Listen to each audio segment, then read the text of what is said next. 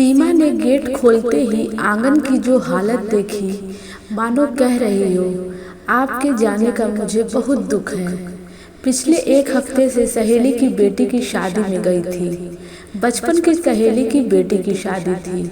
काफ़ी आग्रह किया था और बचपन के दोस्तों से मिलने का मोह वह भी छोड़ न सकी। एक हफ्ते से घर से दूर अपने बचपन के दोस्तों के साथ ऐसा लगा मानो कि फिर से बचपन आ गया हो। पूरी रात का सफ़र कर सुबह अपने घर आई सीमा ने आंगन में देखा तो गमले सूख रहे थे। लगता है 2-4 दिन से पानी नहीं दिया गया। जूते चप्पल स्टैंड के आसपास बिखरे पड़े थे। उसने अपनी चाबी से दरवाज़ा खोला। बच्चे और पति देव सोए थे। उसे आया देख पति महाशय जागे पर उठे नहीं। सफ़र से थकी सीमा ने सोचा पहले एक कप चाय पीते हैं, फिर सब काम करते हैं। दूध निकालने के लिए फ्रिज खोला तो देखा धनिया पालक बिन तोड़े ही जाली पर रखे थे। थोड़ा थोड़ा दूध 2-3 दिन का अलग अलग बर्तनों में रखा था। पूरा फ्रिज भरा था। दूध निकालकर मटके से पानी निकालने गई तो उस पर ढकी प्लेट व बेसिन दोनों के धब्बे बता रहे थे कि उसके जाने के बाद उन्हें साफ नहीं किया गया। चाय के लिए पानी चढ़ाया तो गैस स्टोव भी अपनी दास्ता इसी प्रकार बयां कर रहा था।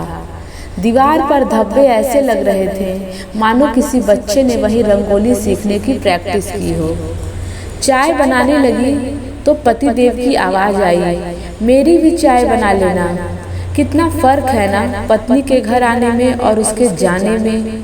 वो आ गई है तो उनकी सारी जिम्मेदारी खत्म, चाय पानी सब हाथ में।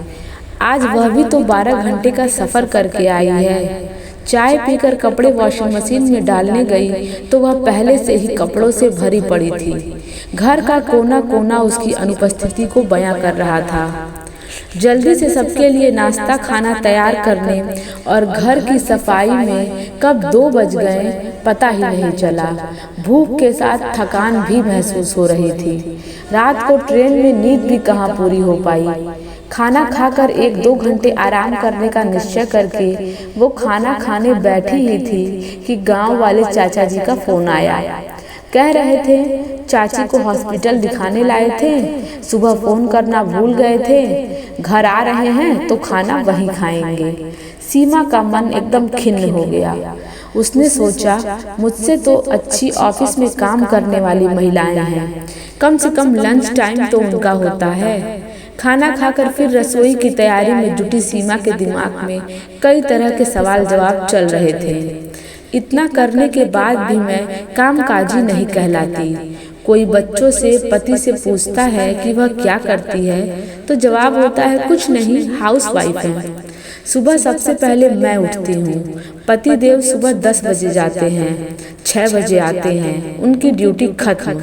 इसी तरह बच्चे भी अलग अलग समय जाते और आते हैं, पर घर आते ही सबकी ड्यूटी खत्म हो जाती है। पर मैं तो आखिरी सदस्य के आने के बाद तक ड्यूटी देती हूँ।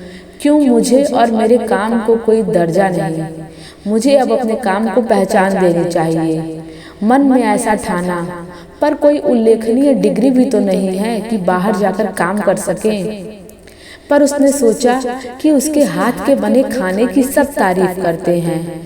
पास में पढ़ने वाले बच्चे रहते हैं। कई बार अच्छा खाना न मिलने का रोना रोते हैं।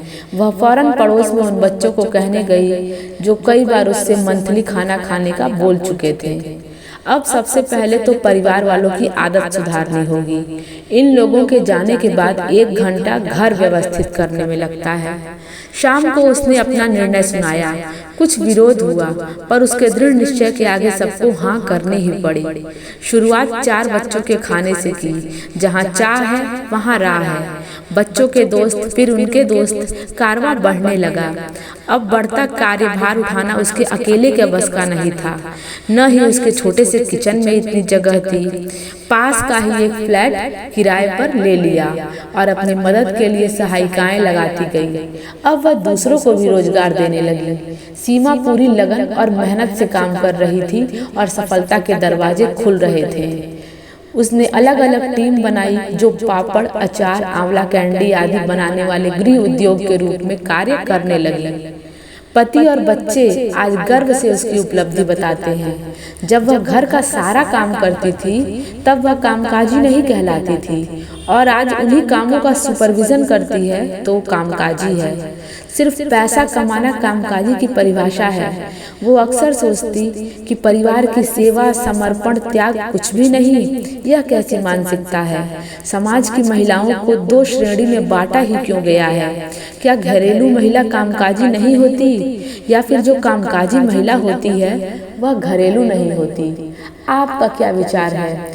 जो भी हो कमेंट बॉक्स में कमेंट करके ज़रूर बताइए। Till then keep growing.